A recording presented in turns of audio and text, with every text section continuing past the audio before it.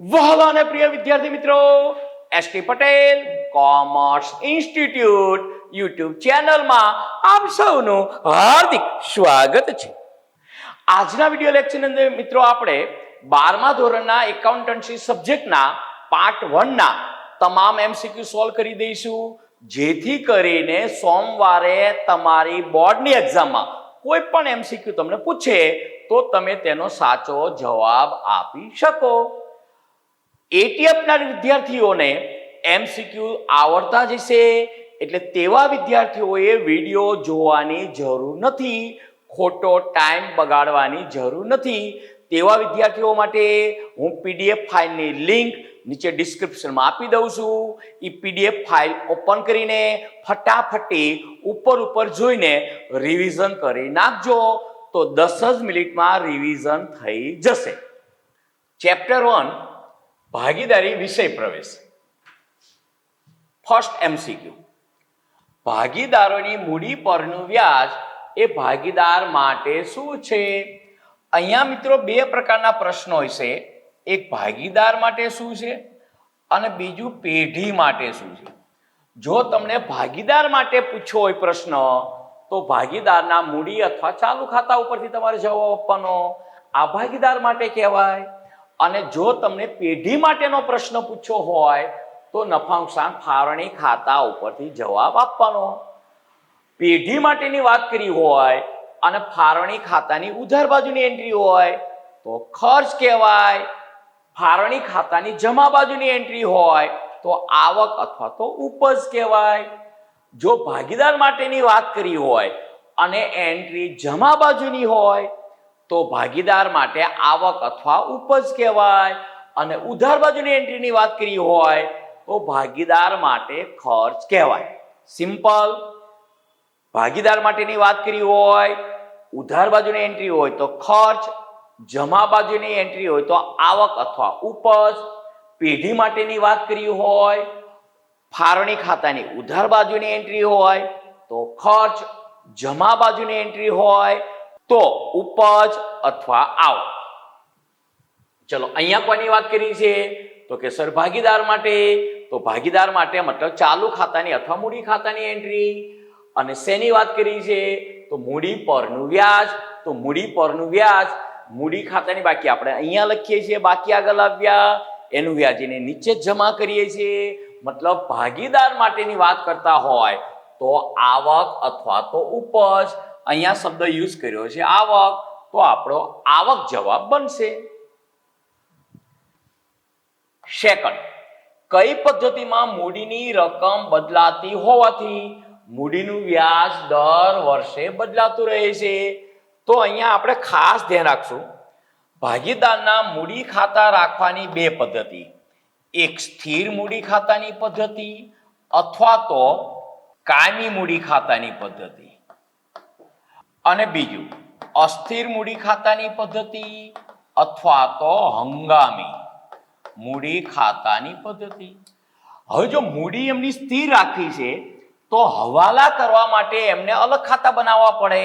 મતલબ કે બે પ્રકારના ખાતા તૈયાર થાય, ભાગીદારોના મૂડી ખાતા અને ભાગીદારોના ચાલુ ખાતા. અસ્થિર મૂડી ખાતાની પદ્ધતિ મતલબ મૂડી સ્થિર રહે તેવું જરૂરી નથી. મતલબ એક જ પ્રકારના ખાતા તૈયાર થાય, ભાગીદારોના મૂડી ખાતા. હજો તો આપણો પ્રશ્ન શું છે અહીંયા? કઈ પદ્ધતિમાં મૂડીની રકમ બદલાતી હોવાથી? તો કઈ પદ્ધતિમાં મૂડીની રકમ બદલાય? તો સ્વાભાવિક છે અસ્થિર મૂડી ખાતાની પદ્ધતિમાં. અને મૂડીની રકમ બદલાય તો દર વર્ષે વ્યાજની રકમ પણ કેવી રહે? બદલાતી રહે. તો મૂડીનું વ્યાજ દર વર્ષે બદલાતું રહે છે, તો કે અસ્થિર મૂડી ખાતાની પદ્ધતિમાં. ચલો, થર્ડ, હંગામી મૂડી પ્રથામાં મતલબ અસ્થિર મૂડી ખાતાની પદ્ધતિમાં, જેમાં એક જ ખાતા તૈયાર થાય, ભાગીદારોના મૂડી ખાતા, ભાગીદારના ચાલુ ખાતા તો હોય જ નહીં. અને સી અને ડી ઓપ્શન તો એમને જ કેન્સલ થઈ ગયો. પ્રથામાં ભાગીદારના ભાગનો નફો કયા ખાતે કઈ બાજુ લખાય છે?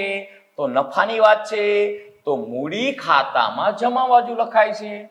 જો ખોટનું કહ્યું હોત તો ઉધાર બાજુ. જો સ્થિર મૂડી ખાતાની પદ્ધતિ હોય તો ઉપાડ ખાતું બંધ કરી વર્ષને અંતે કયા ખાતે લઈ જવામાં આવે છે? સ્થિર મૂડી ખાતાની પદ્ધતિમાં મૂડી ખાતા અને ચાલુ ખાતા બંને હોય. ઉપાડ ખાતાની ઉધાર બાકી હોય એટલે ઉપાડ ખાતું જમા થાય અને ચાલુ ખાતે ઉધાર થાય. મતલબ કયા ખાતે લઈ જવામાં આવે છે? ઉધાર કે જમાનો પ્રશ્ન પૂછ્યો નથી. કયા ખાતે લઈ જવામાં આવે છે? તો કે ચાલુ ખાતે. ચલો ફિફ્થ, ભાગીદારના ચાલુ ખાતાની ઉધાર બાકીનું વ્યાજ પેઢી માટે શું ગણાય? પેઢીની વાત કરી છે એટલે આપણે ફાળવણી ખાતા ઉપરથી જવાબ આપવાનો જ રહેશે. ચાલુ ખાતાની ઉધાર બાકીનું વ્યાજ, તો ચાલુ ખાતાની ઉધાર બાકી અહીંયા ઉધાર બાજુ લખ્યું હોય, એનું વ્યાજ પણ અહીંયા ઉધાર બાજુ લખ્યું હોય નીચે, અને બીજી એન્ટ્રી ક્રોસ આપણે અહીંયા કરીએ છીએ. તો પેઢી માટે શું કહેવાય? તો પેઢી માટે આવક અથવા તો ઉપજ કહેવાય. તો પેઢી માટે આવક કહેવાય. ભાગીદારોના ઉપાડ પરનું વ્યાજ એ ભાગીદાર માટે શું છે?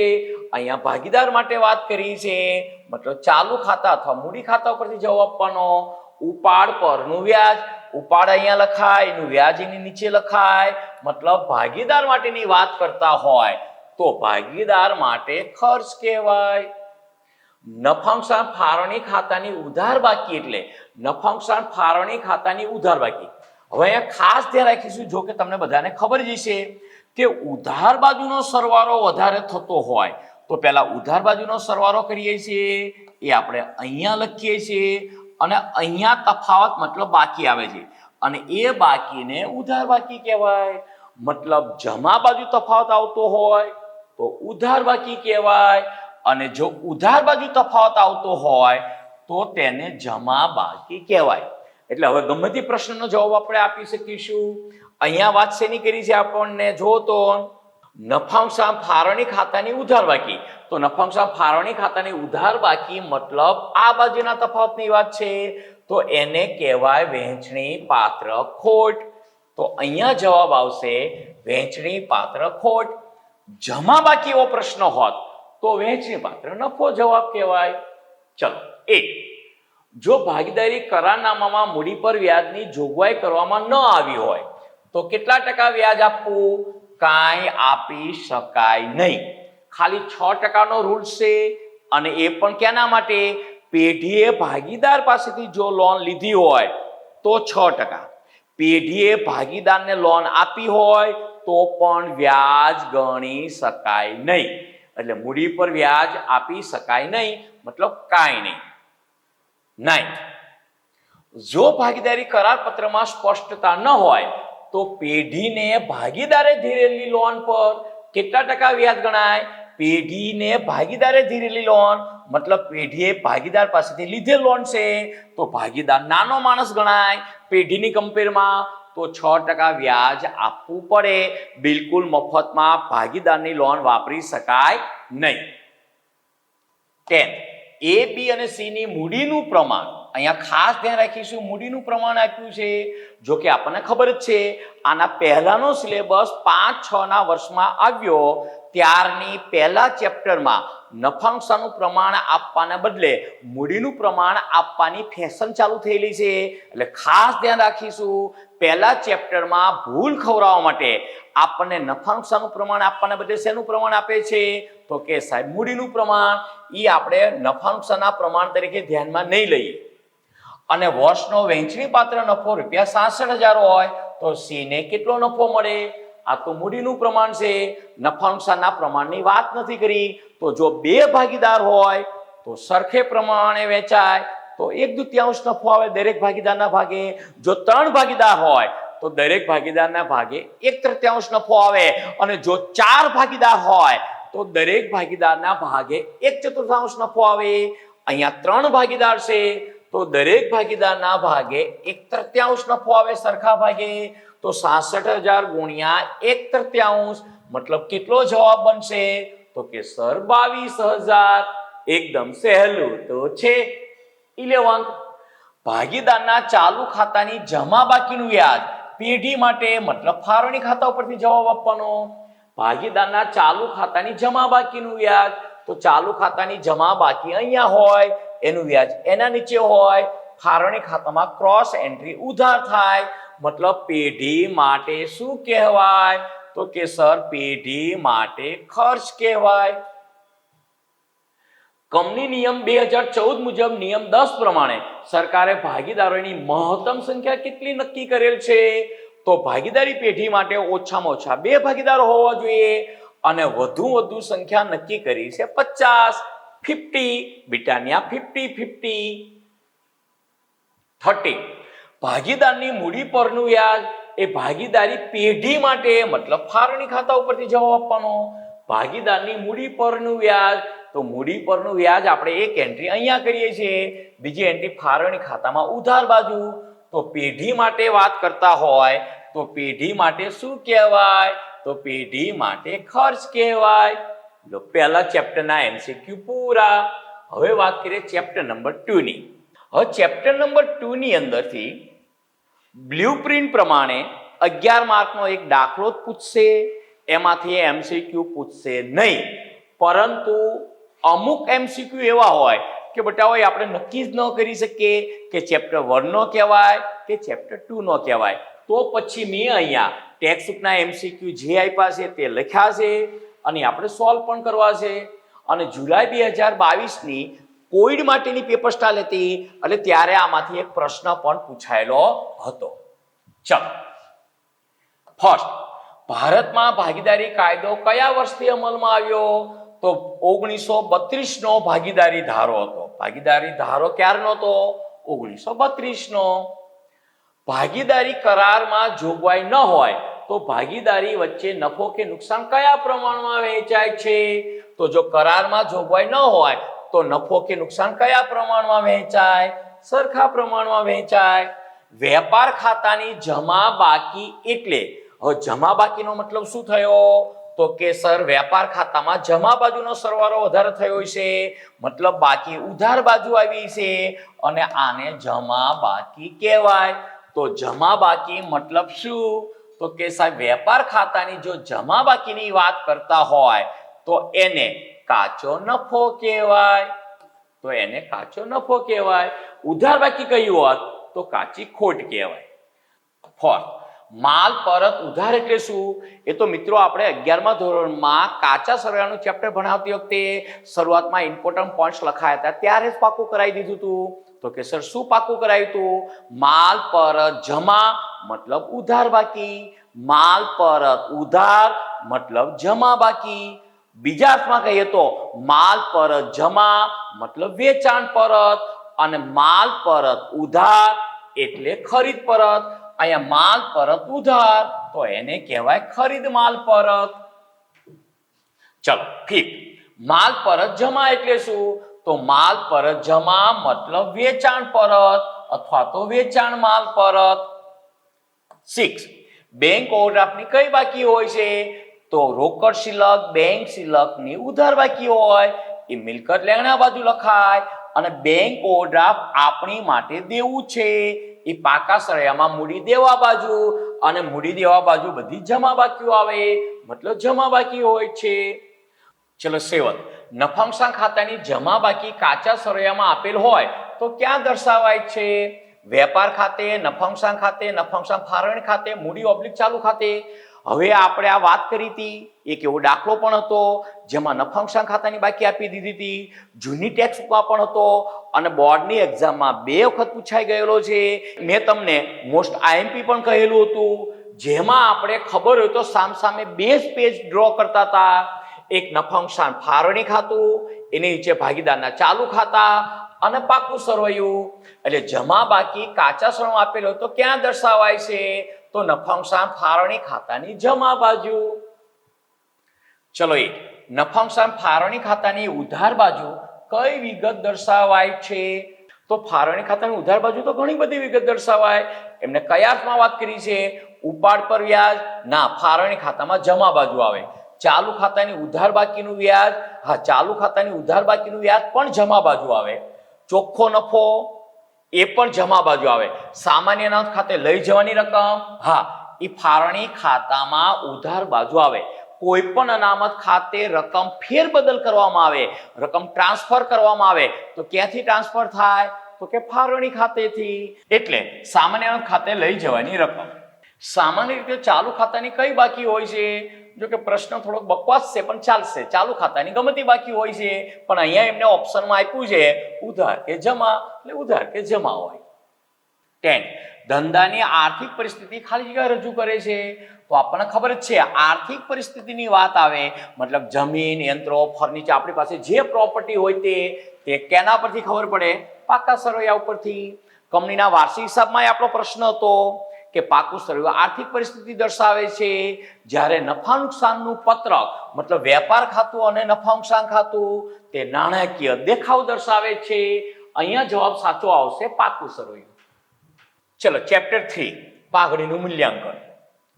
ફર્સ્ટ એમસીક્યુ, પાઘડી એ કયા પ્રકારની મિલકત છે? તો આપણને ખબર જ છે, ગોખેલું છે આપણે 11મા ધોરણથી. પાઘડી પેટર્ન્સ, કોપીરાઇટ, ટ્રેડમાર્ક અને નવી ફેશન પ્રમાણે વાત કરીએ તો કોમ્પ્યુટર, સોફ્ટવેર આ બધી અદ્રશ્ય મિલકત છે. તો અદ્રશ્ય મિલકત. સેકન્ડ, પાઘડીનો આધાર કોના પર રહેલો છે? ધંધાકીય એકમના કર્મચારીઓ પર, ધંધાકીય એકમના સંચાલકો પર, ધંધાકીય એકમની મિલકતો પર, ધંધાકીય એકમના ભવિષ્યમાં જળવાઈ રહે તેવા નફા પર. તો ધંધાકીય એકમના ભવિષ્યમાં જળવાઈ રહે તેવા નફા પર. કોઈ પણ ધંધાકીય એકમનો ચાલુ ધંધો આપણે ખરીદીએ તો આપણે એને પાઘડી આપવા માટે ક્યારે તૈયાર થઈશું? કે એનો જે હાલનો નફો હોય, એનો જે ચાલુ નફો હોય એ ભવિષ્યમાં જળવાઈ રહેવાનો હોય. તો જો ભવિષ્યમાં જળવાઈ રહેવાની કોઈ શક્યતા જ ન હોય તો એને આપણે પાઘડી આપવા તૈયાર થઈએ નહીં. એટલે ભવિષ્યમાં જળવાઈ રહે તેવા નફા પર. થર્ડ, પાઘડી એ ખાલી જગ્યાનું નાણાકીય મૂલ્ય છે. રોકાણો, ધંધાકીય એકમની પ્રતિષ્ઠા, કાયમી મિલકતો કે હરીફાઈ? તો કે ધંધાકીય એકમની પ્રતિષ્ઠા. ફોર્થ, જ્યાં વ્યક્તિગત કૌશલ્ય મહત્વનું હોય ત્યાં પાઘડી ખાલી જગ્યા હોય છે. તો વ્યક્તિગત કૌશલ્યનો મતલબ એવો થાય વ્યક્તિના કારણે ધંધામાં નફો થતો હોય તો એ વ્યક્તિ તે જગ્યા છોડીને બીજી જગ્યાએ જાય તો ત્યાં એને નફો વધારે મળવાનો. મતલબ એ વ્યક્તિ વગર ધંધાની કોઈ જ વેલ્યુ રહે નહીં. મતલબ ત્યાં પાઘડી કેવી હોય? તો કે સર ઓછી હોય. ફિફ્થ, જ્યારે પેઢીમાં દર વર્ષે નફો વધતો હોય ત્યારે કઈ પદ્ધતિ મુજબ પાઘડી માટે નફાની ગણતરી કરવી વધારે હિતાવહ છે? હવે જૂના સિલેબસમાં ફક્ત નફો વધતો હોય એવો શબ્દ લખ્યો હતો, જે ટેક્સ્ટબુકના લેખકને ભૂલ હતી. નવી ટેક્સ્ટબુકમાં તે સુધારો કરી નાખેલ છે. એટલે કે નફામાં વધવાનું વલણ હોય કે નફામાં ઘટવાનું વલણ હોય ત્યારે કઈ પદ્ધતિએ પાઘડી ગણવી હિતાવહ છે? તો કે સર ભારિત સરેરાશ પદ્ધતિ. એટલે નફો વધતો હોય તેવો પ્રશ્ન હોય તો પણ ભારિત સરેરાશ, નફો સતત ઘટતો હોય મતલબ નફામાં ઘટવાનું વલણ હોય તો પણ ભારિત સરેરાશ પદ્ધતિ. 6, અપેક્ષિત નફો ઇઝ ઇક્વલ ટુ, તો રોકાયેલી મૂડી ગુણ્યા અપેક્ષિત વર્તનનો દર. આ તો અપેક્ષિત નફો કહેવાય. અધિક નફો એટલે આપણે જે ધંધામાં નફો કરીએ છીએ એ આપણી અપેક્ષા કરતા જેટલો વધારે હોય એને અધિક નફો કહેવાય. મતલબ અપેક્ષા કરતા વધારે મળતો નફો. તો પેઢીનો આપણો સરેરાશ નફો, એમાંથી અપેક્ષિત નફો બાદ કરો, મતલબ એને અધિક નફો કહેવાય. ચલો 7th પછી 8. ચલો સ્વમૂલ્યાંકન દ્વારા આંકવામાં આવેલ પાઘડી કયા હિસાબી ધોરણ અનુસાર ચોપડે દર્શાવી શકાય નહીં? તો હિસાબી ધોરણ મતલબ એકાઉન્ટિંગ સ્ટાન્ડર્ડ જે ઇન્સ્ટિટ્યૂટ ઓફ ચાર્ટર્ડ એકાઉન્ટન્ટ દ્વારા બહાર પાડેલ છે એ AS 26 મુજબ મતલબ પાઘડીની વાત એકાઉન્ટિંગ સ્ટાન્ડર્ડ 26 માં કરેલી છે. તો 26 મુજબ ચોપડે દર્શાવી શકાય નહીં. ચલો ચેપ્ટર 4 ભાગીદારીનું પુનર્ગઠન. એમાં ફર્સ્ટ, ભાગીદારી પેઢીનું પુનર્ગઠન થાય ત્યારે ખાલી જગ્યા બનાવવામાં આવે છે. તો પુનર્ગઠન મતલબ પ્રવેશ કે નિવૃત્તિ ત્યારે પુનઃમૂલ્યાંકન ખાતું બનાવવામાં આવે છે. અને જ્યારે ભાગીદારી પેઢીનું વિસર્જન થાય ત્યારે માલ મિલકત નિકાલ ખાતું બનાવવામાં આવે છે. પુનઃમૂલ્યાંકન ખાતાનું બીજું નામ નફા નુકસાન હવાલા ખાતું અને માલ મિલકત નિકાલ ખાતાનું બીજું નામ સંપાદન ખાતું. એટલે પુનર્ગઠન થાય ત્યારે ખાલી જગ્યા બનાવવામાં આવે છે. તો પુનઃમૂલ્યાંકન ખાતું અથવા તો નફા નુકસાન હવાલા ખાતું. ભાગીદારી પેઢીનું પુનર્ગઠન થાય ત્યારે મિલકતોની કિંમતમાં વધારો થાય તો તેની અસર ક્યાં થાય? જો મિલકતોની કિંમતમાં વધારો થાય તો મિલકતોની કિંમતોમાં ઉમેરાય અને પેઢી માટે નફો થયો કહેવાય, મતલબ જમા થાય, એટલે મિલકતોની કિંમતમાં ઉમેરાય અને પુનઃ મૂલ્યાંકન ખાતે જમા થાય, બાદ થાય જ નહીં. એટલે સી અને ડી નો ઓપ્શનનો પ્રશ્ન નથી ઉદ્ભવતો. થર્ડ, ભાગીદારી પેઢીનું પુનર્ગઠન થાય ત્યારે દેવાની કિંમતમાં ઘટાડો થાય, તો તેની અસર ક્યાં થાય? દેવાની કિંમતમાં ઘટાડો થાય તો દેવામાંથી બાદ થાય. આ દેવામાંથી બાદ થાય અને દેવું ઘટે તો નફો થયો કહેવાય, મતલબ પુનઃ મૂલ્યાંકન ખાતે જમા થાય. ફોર્થ, પુનઃ મૂલ્યાંકન ખાતાને ખાલી જગ્યા તરીકે પણ ઓળખવામાં આવે છે. હજુ હમણાં જ વાત કરી, પુનઃ મૂલ્યાંકન ખાતાનું બીજું નામ નફા નુકસાન હવાલા ખાતું અને માલ મિલકત નિકાલ ખાતાનું બીજું નામ સંપાદન ખાતું. ચલો ફિફ્થ, પુનઃ મૂલ્યાંકન ખાતા નફો કે નુકસાન કયા પ્રમાણમાં ભાગીદારો વચ્ચે વહેંચવામાં આવે છે? તો પુનઃ મૂલ્યાંકન ખાતાનો નફો કે નુકસાન એ જૂના ભાગીદારનો ગણાય અને એ જૂના પ્રમાણમાં વહેંચવામાં આવે છે. 6, ભાગીદારી પેઢીના પુનર્ગઠન વખતે પાકા સરનામ દર્શાવે એકત્રિત નફો મતલબ મુક્ત અનામતો કયા દર્શાવવામાં આવે છે? તો જો આપણે બીજા સ્ટેપમાં શું શીખડાવતા હતા, જો કોઈ અનામતો હોય તો ભાગીદારના મૂડી ખાતે જમા કરી દો અને અવાસ્તવિક મિલકતો હોય તો ભાગીદારના મૂડી ખાતે ઉધાર કરી દો. એકત્રિત નફો મતલબ મુક્ત અનામતો અને ભાગીદારના મૂડી ખાતામાં જમા બાજુ દર્શાવવામાં આવે છે. જો એકત્રિત ખોટ કહી હોત કે અવાસ્તવિક મિલકતો કહી હોત તો ભાગીદારના મૂડી ખાતામાં ઉધાર બાજુ દર્શાવવામાં આવે છે. 7મો, ભાગીદારી પેઢીના પુનર્ગઠનમાં ત્યાગ, તો ત્યાગનો મતલબ શું થાય? તો કે કોઈ પણ વ્યક્તિએ ત્યાગ ક્યારે કર્યો કહેવાય? તો જૂનો ભાગ નવા ભાગ કરતા વધારે હોય તો, એટલે જૂનો નફા નુકસાનનો ભાગ માઇનસ નવો નફા નુકસાનનો ભાગ, તો એને ત્યાગ કર્યો કહેવાય. ભાગીદારી પેઢીના પુનર્ગઠનમાં લાભનું પ્રમાણ, ડાયરેક્ટ પ્રમાણ ન આવે પણ ચાલશે. ચલો, લાભ થયો ક્યારે કહેવાય? તો કે નવો ભાગ વધારે હોય તો કે નવો નફા નુકસાનનો ભાગ માઇનસ જૂનો નફા નુકસાનનો ભાગ. એમાં મૂડીના પ્રમાણની વાત આવે નહીં. એ તો 4 ઓપ્શન પૂરા કરવા માટે બાકીનું લખ્યું છે ગમે તેમ. ચલો 9, ભાગીદારી પેઢીના પુનર્ગઠન વખતે રોકાણો ખાલી જગ્યા કિંમતે પુનઃ મૂલ્યાંકન બાદના પાકા સરવૈયામાં દર્શાવવામાં આવે છે.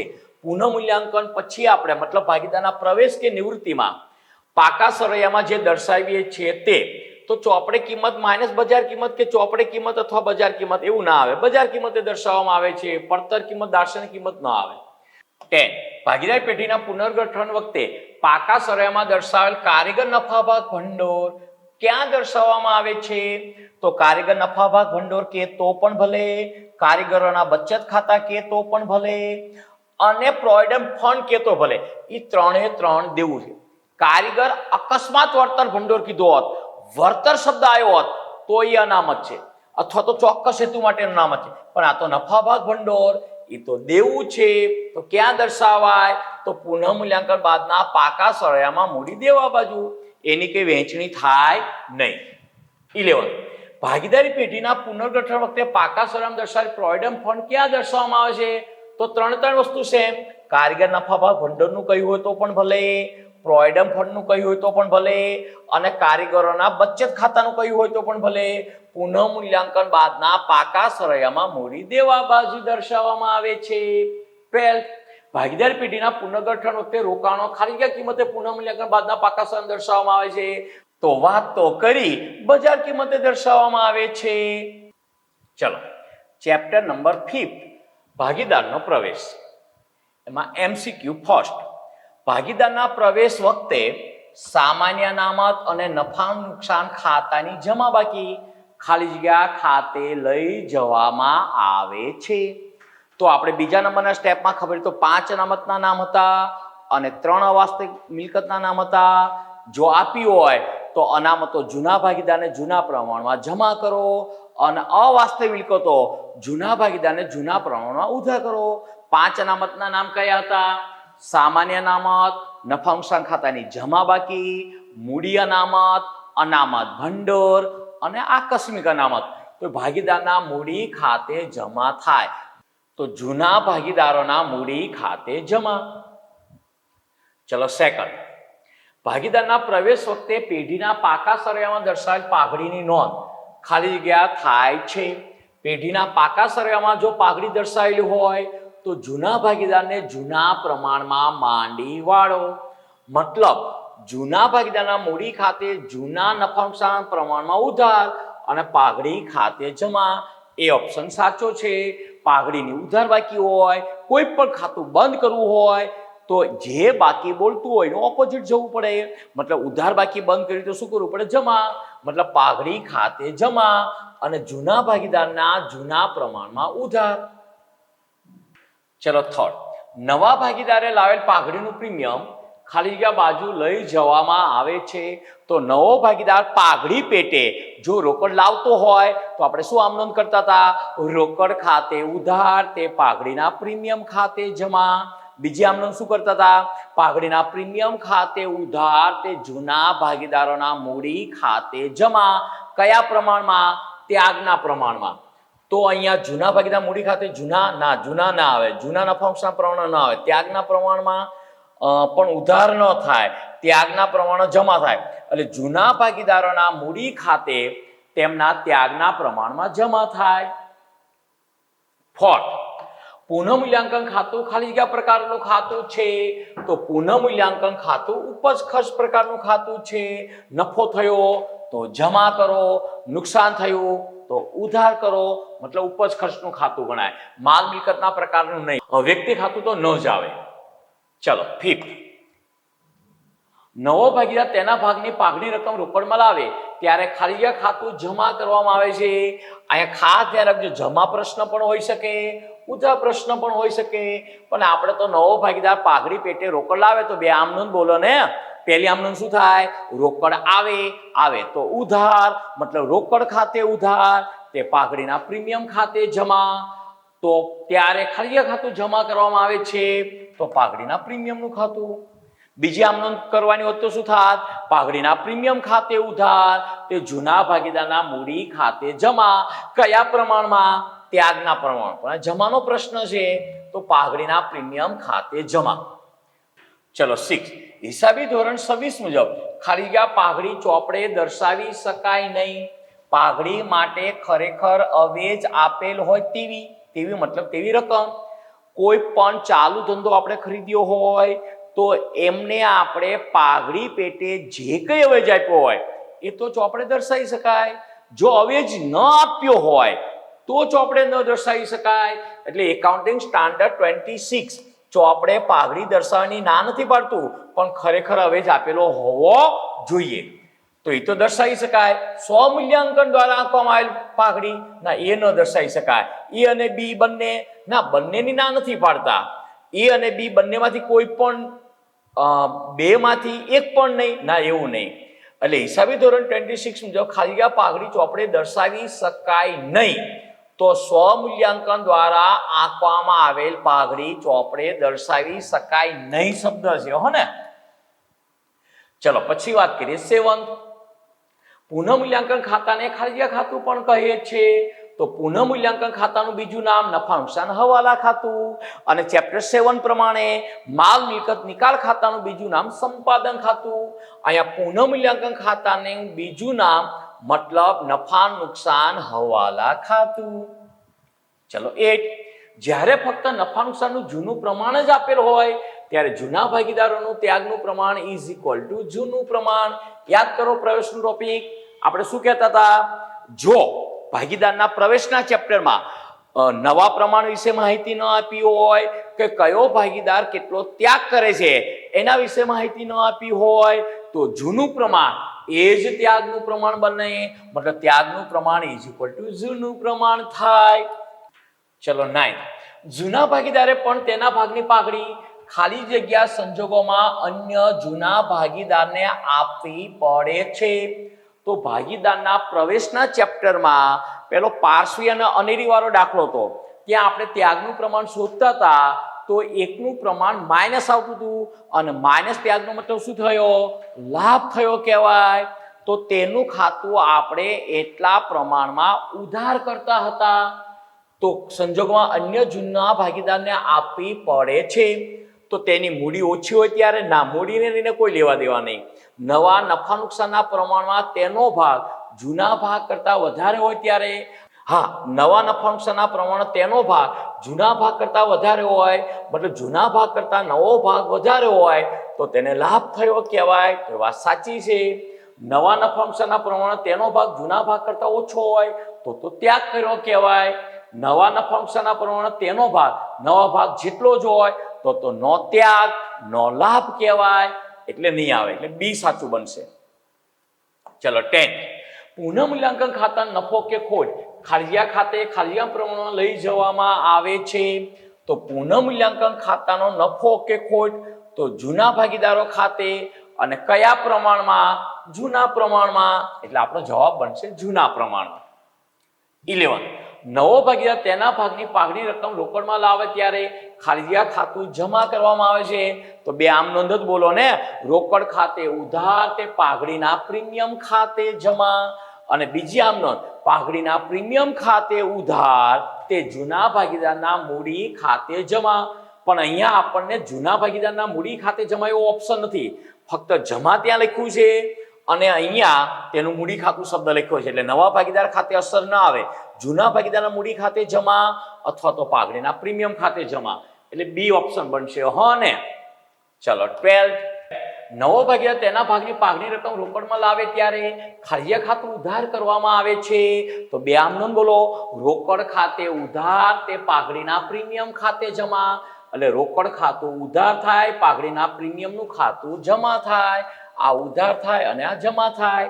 પછી બીજી આમ નોંધ બોલો, પાઘડીના પ્રીમિયમ ખાતે ઉધાર તે જૂના ભાગીદારના મૂડી ખાતે જમા. એટલે પાઘડીના પ્રીમિયમનું ખાતું બંને થાય. જો પેલા જમા અને પછી ઉધાર, પણ આ પ્રશ્ન કેનો છે? ઉધાર. મતલબ કયો જવાબ આપણે આપીશું? રોકડનો જ જવાબ આપીશું. ચલો 13. એ અને બી એક પેઢીના 3/2 ના પ્રમાણમાં નફો નુકસાન વહેંચી લેતા ભાગીદારો છે. સી ને 1/4 નફામાં ભાગ આપવાની શરતે પ્રવેશ આપ્યો. નફા નુકસાનનું નવું પ્રમાણ ખાલી જગ્યા થાય. તેમાં તો નફા નુકસાનનું નવું પ્રમાણ શોધી નાખવાનું. અહીંયા રફમાં વાત કરીએ તો જૂના ભાગીદારો એ અને બી, નવો ભાગીદારનો પ્રવેશ થયો તેનું નામ સી છે. હવે જૂના ભાગીદારનું પ્રમાણ 3/2, મતલબ આનો ભાગ 3/5 અને આનો ભાગ 2/5, અને સી ને કેટલો ભાગ આપવાનો નક્કી કર્યો? 1/4. હવે જૂના ભાગીદારો કયા પ્રમાણમાં ભાગ નવા ભાગીદારને આપે છે એ કશું કહ્યું નથી. તો જૂનું પ્રમાણ એ ત્યાગનું પ્રમાણ બને. તો મેં તમને શોર્ટકટ શીખવાડ્યું હતું. આખી પેઢીનો ભાગ મતલબ એક ભાગ, એમાંથી નવાનો ભાગ બાદ કરો તો કેટલા વધે? તો કે સર 1/4. 1 માંથી 1/4 બાદ કરો તો કેટલા આવશે? 4 × 4 - 1, યાની કે 3/4. એ 3/4 ભાગ જૂના ભાગીદારોને વહેંચી દો એટલે આપણને નવું પ્રમાણ મળી જશે. હવે જો એ ગુણાકાર છે એટલે શેષ સરખા નથી કરવાનો, ચોકડી ગુણાકાર નથી, ગુણાકાર જ કરવાનો છે. તો કેટલા થશે? તો 3 × 3 = 9/20, અહીંયા 3 × 2 = 6/20, અને આના છેદમાં 20 કરવા હોય તો 5 વડે ગુણાકાર કરી નાખો, મતલબ 5/20. અને આપણે વાત કરી જ હતી કે નવા પ્રમાણનો સરવાળો હંમેશા ઓલવેજ, નોટ નોનવેજ, ઓલવેજ એક બને. મતલબ 9 ને 6 15 ને 5 20, 20/20 મતલબ 1. એટલે નવું પ્રમાણ કયું થયું? 9/6/5. જો તો 9/6/5, યાની કે સી ઓપ્શન આપણો સાચો આવશે. ચલો હવે વાત કરીએ નેક્સ્ટ ચેપ્ટરની, યાની કે 6 નંબરનું ચેપ્ટર, ભાગીદારની નિવૃત્તિ કે મૃત્યુ. એમાં MCQ નંબર ફર્સ્ટ, ભાગીદારની નિવૃત્તિ વખતે પાકા સરવૈયામાં દર્શાવેલ નફા નુકસાન ખાતાની ઉધાર બાકી ખાલિયા તરીકે નોંધાય છે. પાકા સરવૈયામાં દર્શાવેલ નફા નુકસાન ખાતાની ઉધાર બાકી, નફા નુકસાન ખાતાની ઉધાર બાકી મતલબ અવાસ્તવિક મિલકત અથવા તો એકત્રિત થયેલી ખોટ. તો નિવૃત્ત થતા ભાગીદાર સહિત બધા ભાગીદારના મૂડી ખાતાની ઉધાર બાજુ જૂના નફા નુકસાનના પ્રમાણમાં. હા સાચું જ છે પહેલો ઓપ્શન. નિવૃત્ત થતા ભાગીદાર સહિત બધા ભાગીદાર મૂડી ખાતાની જમા બાજુ, જમા બાકી હોય તો જમા બાજુ આવે એટલે બી ખોટો છે. ફક્ત નિવૃત્ત થતા ભાગીદારના મૂડી ખાતે ફક્ત નિવૃત્ત થતા ના આવે, બધા ભાગીદારોની જવાબદારી બને એટલે બધા ભાગીદારો આવે, બાકીના ભાગીદારો ના આવે, બધા ભાગીદારો આવે. એટલે આપણો ઓપ્શન કયો સાચો છે? એ જ સાચો છે. સેકન્ડ, ભાગીદારની નિવૃત્તિ વખતે પેઢીના પાકા સરનામ દર્શાવેલ પાઘડી ખાલી જગ્યા તરીકે નોંધાય છે. તો નવા પાકા સરનામ દર્શાવવામાં આવે છે જો ભાગીદારો નક્કી કરે તો બધા જ ભાગીદાર મૂડી ખાતાની ઉધાર બાજુ જૂના નફા નુકસાનના પ્રમાણમાં, બધા જ ભાગીદારના મૂડી ખાતાની જમા બાજુ જૂના નફા નુકસાનના પ્રમાણમાં, ફક્ત નિવૃત્ત થતા ભાગીદારના મૂડી ખાતાની ઉધાર બાજુ. ભાગીદારની નિવૃત્તિ વખતે પેઢીના પાકા સરનામ દર્શાવેલ પાઘડી મતલબ ચોપડે દર્શાવેલ પાઘડી એ નવા પાકા સરનામ દર્શાવવામાં આવતી નથી. ચોપડે દર્શાવેલ પાઘડી આપણે શું કરીએ છીએ? ભાગીદારના મૂડી ખાતે માંડી વાળીએ છીએ. બધા ભાગીદારના મૂડી ખાતે જૂના પ્રમાણ. થર્ડ, નિવૃત્ત ભાગીદારને આપવાની પાઘડી ખાલી તરીકે નોંધાય છે. બધા જ ભાગીદાર મૂડી ખાતાની જમા બાજુ જૂના નફા નુકસાનના પ્રમાણમાં, બધા જ ભાગીદાર મૂડી ખાતાની જમા બાજુ તેમના લાભના પ્રમાણમાં. નિવૃત્ત ભાગીદારને આપવાની પાઘડી હને બાકીના ભાગીદાર મૂડી ખાતાની ઉધાર બાજુ તેમના લાભના પ્રમાણમાં, બાકીના ભાગીદાર મૂડી ખાતાની ઉધાર બાજુ તેમના નવા નફા નુકસાનના પ્રમાણ. તો બાકીના ભાગીદારોના મૂડી ખાતાની ઉધાર બાજુ લાભના પ્રમાણ. નિવૃત્ત થતા ભાગીદારના મૂડી ખાતે તેના ભાગની પાઘડી જમા થાય અને બાકીના ભાગીદારોના મૂડી ખાતે લાભના પ્રમાણમાં ઉધાર થાય. એટલે સી ઓપ્શન આવશે. ચલો ફોર્થ, જ્યારે ફક્ત નફા નુકસાનનું જૂનું પ્રમાણ જ આપેલ હોય ત્યારે બાકીના ભાગીદારોનું લાભનું પ્રમાણ ઇઝ ઇક્વલ ટુ ખાલી જગ્યા. મતલબ કે નિવૃત્તિના દાખલાની અંદર માની લો કે ABC 3 ભાગીદારો હોય, એમનો જૂનું પ્રમાણ જ આપ્યું હોય, ન નવા પ્રમાણ વિશે વાત કરી હોય કે ન લાભ વિશે વાત કરી હોય, તો એનો મતલબ એવો થયો કે માની લો કે 3:2:1 જૂનું પ્રમાણ હોય અને ભાગીદાર સી નિવૃત્ત થતો હોય તો એ અને બી વચ્ચેનું લાભનું પ્રમાણ પણ 3:2 ગણાય અને એ અને બી વચ્ચેનું નવું પ્રમાણ પણ 3:2 ગણાય. મતલબ જૂનું પ્રમાણ એ જ લાભનું પ્રમાણ ગણાય. એટલે સાચો ઓપ્શન કયો થશે? બી. ફિફ્થ, 5મા નંબરનો પ્રશ્ન, નિવૃત્ત થતા ભાગીદાર સિવાયના ભાગીદારોમાંથી કોઈ એક ભાગીદારને પણ પાઘડી ત્યારે મળે છે. એ તો ત્યાગ કરતો હોય તો મળતી હોય. નવા નફા નુકસાનના પ્રમાણમાં તેનો ભાગ જૂના ભાગ કરતા વધારે હોય. તેનો ભાગ જૂના ભાગ કરતા વધારે હોય તો લાભ થયો કહેવાય. નવા નફા નુકસાનના પ્રમાણમાં તેનો ભાગ જૂના ભાગ કરતા ઓછો હોય. એટલે નવો ભાગ જૂના ભાગ કરતા ઓછો હોય મતલબ ભાગીદાર ત્યાગ કરે છે અને ત્યાગ કરતો હોય તો તેને પણ પાઘડી મળે છે. જે ભાગીદાર નિવૃત્ત થાય છે એ 100% ત્યાગ કરે છે અને અમુક ચાલુ રહેતા ભાગીદારો પણ ત્યાગ કરતા હોય એટલે નવા નફા નુકસાનના પ્રમાણમાં તેનો ભાગ જૂના ભાગ કરતા કેવો હોય? તો કે સર ઓછો હોય. ક્વેશ્ચન નંબર 6, ભાગીદારની નિવૃત્તિ કે મૃત્યુ વખતે પુનઃમૂલ્યાંકન ખાતાની ખોટ ખાલી જગ્યા ખાતે ખાલી જગ્યાના પ્રમાણમાં મૂડી ખાતાની ખાલી જગ્યા બાજુ નોંધાય છે. ભાગીદારની નિવૃત્તિ કે મૃત્યુ વખતે પુનઃમૂલ્યાંકન ખાતાની ખોટ. તો પુનઃમૂલ્યાંકન ખાતાની ખોટ બધા જ ભાગીદારો જૂના નફા નુકસાનના પ્રમાણમાં અને ખોટ છે એટલે ઉધાર થાય એટલે આ જમા ખોટું છે. બધા જ ભાગીદારોના મૂડી ખાતે જૂના નફા નુકસાનના પ્રમાણમાં ઉધાર થાય છે. ઉધાર બાજુ નોંધાય છે. થઈ ગયું કમ્પ્લીટ. ભાગીદારની નિવૃત્તિ કે મૃત્યુ વખતે પુનઃમૂલ્યાંકન ખાતાની ખોટ બધા જ ભાગીદારો ખાતે જૂના નફા નુકસાનના પ્રમાણમાં મૂડી ખાતાની ઉધાર બાજુ નોંધાય છે. એટલે આપણો ઓપ્શન કરેક્ટ કયો થશે? સી. ચલો ક્વેશ્ચન નંબર 7, નિવૃત્ત થતા ભાગીદારને ચૂકવવાની બાકી રકમ પર ભાગીદારી કરારમાં કોઈ ઉલ્લેખ ન હોય તો ખાલી જગ્યા વ્યાજ ચૂકવવા પાત્ર છે. હા, નિવૃત્ત થતા ભાગીદારની લેણી રકમ જો પેઢી તાત્કાલિક નિવૃત્ત થતા ભાગીદારને ન ચૂકવે તો તે લોન તરીકે દર્શાવવામાં આવે છે અને તે ભાગીદારી પેઢીની લોન કહેવાય. મતલબ તેના પર ભાગીદારી પેઢીએ કેટલા ટકા વ્યાજ ચૂકવવું પડે? 6% વ્યાજ આપવું પડે એટલે 6% વાર્ષિક. ક્વેશ્ચન નંબર 8, હિસાબી વર્ષ 31/3/2016 ના રોજ પૂરું થાય છે. તારીખ 30/6/2016 ના રોજ મતલબ કેટલા મહિના પછી? 3 મહિના પછી ના રોજ ભાગીદારનું મૃત્યુ થાય છે. તેનો નફામાં ભાગ 1/3 છે. ગયા વર્ષના નફા ₹24,000 ને આધારે નફામાં ભાગ મળવા પાત્ર હોય તો તેને મૃત્યુ વખતે ખાલી જગ્યા નફાના ભાગ તરીકે મળશે. તો એકદમ સિમ્પલ, કુલ પેઢીનો નફો કેટલો? 24,000 એ વાર્ષિક નફો છે. એમાં આપણે ભાગ ક્યારથી ગણવાનો? 31/3 થી 30/6 સુધી, મતલબ 3 મહિનાનો ભાગ, એટલે 3 મહિનાનો નફો થયો. અને એમાં મૃત્યુ પામનાર ભાગીદારને કેટલો મળશે? 1/3. તો 3 3 આ કટ થઈ ગયા અને 12 દુ 24, યાની કે 2000 રૂપિયા ભાગ મળશે. ચલો ક્વેશ્ચન નંબર 9. શ્વેતા, ગીતા અને જ્યોતિ સરખા હિસ્સે નફો નુકસાન વહેંચતા ભાગીદારો છે, મતલબ 1:1:1 ના પ્રમાણમાં વહેંચી લેતા ભાગીદારો છે. ગીતા નિવૃત્ત થાય છે, ગીતાનો ભાગ શ્વેતા અને જ્યોતિને સરખે હિસ્સે મળે છે, મતલબ સરખે હિસ્સે લાભ થાય છે, લાભનું પ્રમાણ સરખે હિસ્સે છે.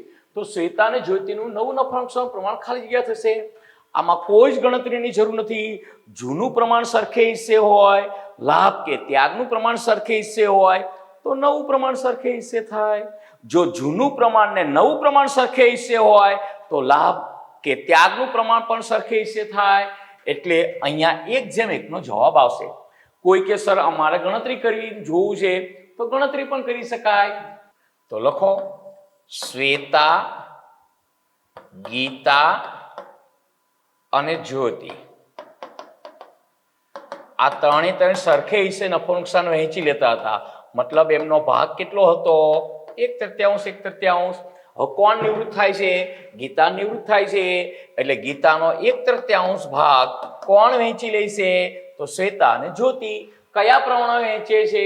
તો સરખે હિસ્સે, મતલબ 1/3 ભાગ સરખે હિસ્સે તમે વહેંચશો એટલે આને કેટલા મળશે? તો કે સાહેબ 1/3 ના 1/2 ભાગ.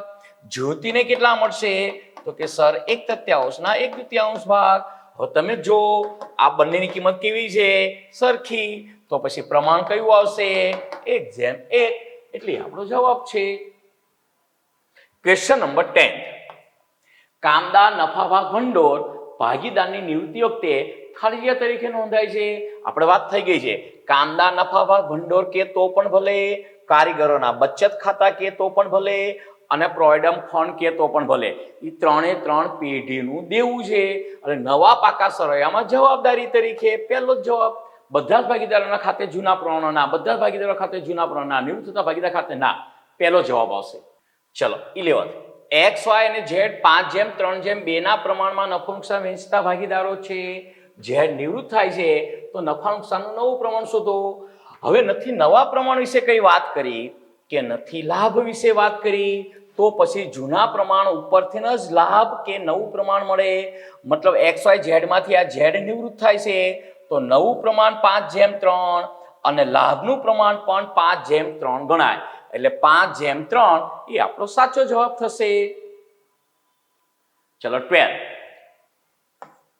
રિયા, ધ્રુવી અને ઈશા સરખા હિસ્સે નફો નુકસાન વહેંચતા ભાગીદારો છે.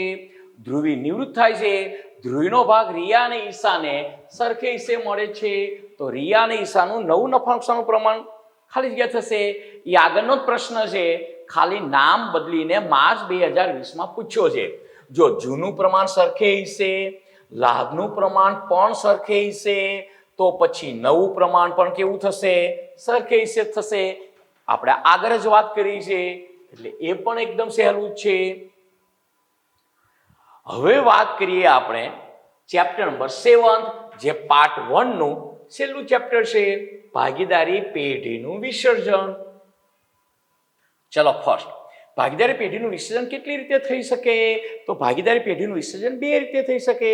1932 ના ભાગીદારી ધારા પ્રમાણે ભાગીદારી પેઢીનું વિસર્જન બે રીતે થાય છે. એક સામાન્ય વિસર્જન અને બીજું અદાલત દ્વારા વિસર્જન. મતલબ સી જવાબ આપણો બનશે. વિસર્જન સમયે ભાગીદારી પેઢીની મિલકતો અને જવાબદારીઓની હિસાબી અસર આપવા માટે તૈયાર કરવામાં આવતું ખાતું એટલે ખાલી જગ્યા. તો વિસર્જન વખતે કયું ખાતું તૈયાર કરીએ છીએ આપણે? આ તો ઓપ્શન પૂરા કરવા માટે લખ્યું છે. મતલબ માલ મિલકત નિકાલ ખાતું, અને માલ મિલકત નિકાલ ખાતાનું બીજું નામ સંપાદન ખાતું. ચલો થર્ડ, સંપાદન ખાતું કયા પ્રકારનું ખાતું છે? તો પુનઃમૂલ્યાંકન ખાતું કે તો પણ ભલે, માલ મિલકત નિકાલ ખાતું કે તો પણ ભલે, પુનઃમૂલ્યાંકન ખાતાનું બીજું નામ નફા નુકસાન હવાલા ખાતું કે તો પણ ભલે, અને માલ મિલકત નિકાલ ખાતાનું બીજું નામ સંપાદન ખાતું કે તો પણ ભલે. એ ખાતા કયા પ્રકારના છે? ઉપજ ખર્ચ. ચલો ફોર્થ, ભાગીદારી પેઢીના વિસર્જન સમયે મિલકતોની ઉપજમાંથી સૌપ્રથમ કઈ ચૂકવણી કરવામાં આવે છે? તો સૌપ્રથમ વિસર્જન ખર્ચની ચૂકવણી કરવામાં આવે છે, ત્યારબાદ ત્રાહિત પક્ષના દેવા ચૂકવવામાં આવે છે, અને ભાગીદારની પત્નીની લોન પાછી બે પ્રકારની હોય. જો સ્ત્રી ધનમાંથી હોય તો ત્રાહિત દેવાની સાથે ચૂકવવામાં આવે છે, અને જો સ્ત્રી ધનમાંથી ન હોય તો ભાગીદારની લોનની સાથે ચૂકવવામાં આવે છે. એ ચેપ્ટર ભણાવતી વખતે આપણે ડિટેલ્સમાં વાત કરી હતી. અત્યારે એમાં ડીપમાં જઈશું નહીં. અત્યારે સૌપ્રથમ શું ચૂકવવામાં આવે છે? તો કે વિસર્જન ખર્ચ ચૂકવવામાં આવે છે. ચલો ક્વેશ્ચન નંબર 5. પેઢીના વિસર્જન સમયે પાકા સરવૈયામાં દેવાદાર ₹24,500 અને ગાલખાત અનામત ₹2,500 હોય તો માલ મિલકત નિકાલ ખાતે જમા બાજુએ કઈ રકમ લખશો? તો માલ મિલકત નિકાલ ખાતામાં ઉધાર બાજુ 24,500 લઈ જઈશું, અને ગાલખાત અનામત 2,500 માલ મિલકત નિકાલ ખાતાની જમા બાજુ લઈ જઈશું. તો માલ નિકાલ ખાતાની જમા બાજુ ₹2,500 નોંધાય છે જોગવાઈઓ તરીકે. Question number 6. પેઢીના વિસર્જન સમયે સામાન્ય અનામત, કારીગર અકસ્માત વળતર ભંડોળ, નફાંશાંક ખાતાની જમા બાકી કયા ખાતે લઈ જવામાં આવે છે? તો આ બધી અનામતો છે, અને અનામતો ક્યાં લઈ જઈએ છીએ આપણે? તો ભાગીદારોના મૂડી ખાતે. 7. પેઢીના વિસર્જન સમયે પાકા સરવૈયામાં દેવાદાર ₹24,500 અને ગાલખાત અનામત 4,500 તો માલ નિકાલ ખાતાની જમા બાજુએ જમા બાજુની વાત કરીએ તો 4,500, અને જો ઉધાર બાજુનો પ્રશ્ન પૂછે તો 24,500. હા ને? ચલો ક્વેશ્ચન નંબર 8. પેઢીના વિસર્જન સમયે પાકા સરવૈયામાં દર્શાવેલ પ્રોવિડન્ટ ફંડની બાકી. તો પાકા સરવૈયામાં દર્શાવેલ પ્રોવિડન્ટ ફંડ તો આપણું દેવું છે, અને દેવાના ખાતા બંધ કરીને માલ મિલકત નિકાલ ખાતાની જમા બાજુ પર લઈ જઈએ છીએ. મિલકતોના ખાતા માલ મિલકત નિકાલ ખાતાની ઉધાર બાજુ, સિવાય કે રોકડ શિલક કે બેંક શિલક. ચલો 9. પેઢીના વિસર્જન સમયે સામાન્ય ખાતાની બાકી કયા ખાતે લઈ જવામાં આવે છે? અરે વાત તો કરી. કોઈ પણ અનામત હોય, ચોક્કસ હેતુ માટેનું હોય તો પણ ભલે, અને મુક્ત અનામત યાની કે ફ્રી રિઝર્વ હોય તો પણ ભલે, ક્યાં લઈ જવામાં આવે છે? ભાગીદારોના મૂડી ખાતે. 10. પેઢીના વિસર્જન સમયે કારીગર અકસ્માત વળતર ભંડોળ કયા ખાતે લઈ જવામાં આવે છે? પેઢીના વિસર્જન કારીગર અકસ્માત વળતર ભંડોળ ચોક્કસ હેતુ માટેનું અનામત છે, કોઈ પણ અનામત હોય, ક્યાં લઈ જવામાં આવે છે? ભાગીદારોના મૂડી ખાતે. 11. ભાગીદાર પેઢીના વિસર્જન સમયે મિલકતોની ઉપજમાંથી સૌથી છેલ્લે કઈ ચૂકવણી કરવામાં આવે છે? વિસર્જન ખર્ચ તો પહેલા ચૂકવાય, ત્રાહિત પક્ષના દેવા સેકન્ડ ક્રમમાં ચૂકવાય, પત્નીની લોન જો સ્ત્રી ધનની હોય તો ત્રાહિત દેવાની સાથે, સ્ત્રી ધનની ન હોય તો ભાગીદારની મૂડી સાથે. ટૂંકમાં એન્ડમાં શું ચૂકવાય? તો ભાગીદારોની મૂડી. ચલો અહીંયા પાર્ટ 1 ના બધા જ MCQ આપણા કમ્પ્લીટ થાય છે. પાર્ટ 2 ના MCQ આપણે નેક્સ્ટ લેક્ચરમાં યાની કે કાલે ભણાવીશું. ત્યાં સુધી બધા વિદ્યાર્થી મિત્રોને મારા જય શ્રી કૃષ્ણ, જય સ્વામિનારાયણ, જય જિનેન્દ્ર, જય માતાજી.